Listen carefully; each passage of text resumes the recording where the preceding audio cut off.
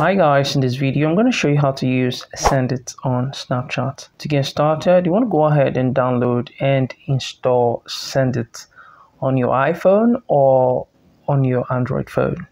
Alright, once you've done that, you want to go ahead and open the app. Alright, so once you're here, what you want to do is to go ahead and click on edit, and then you want to go ahead and say anything or ask any question. What is your name? And once you're done, you want to click on the screen, and then you want to go ahead and click on play to use it on Snapchat. You want to wait for it to load. Alright, here it is. I'm going to switch the camera, and then you want to take a picture if that is what you want. You can do anything. You can take a video. I'm going to take a picture, and then I'm going to click on next, and then you want to choose who to send this to. Alright, so let's say I want to send it to my story.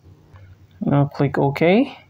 And you want to go ahead and click here to send it to your story. Guys, this is how to use Sendit on Snapchat.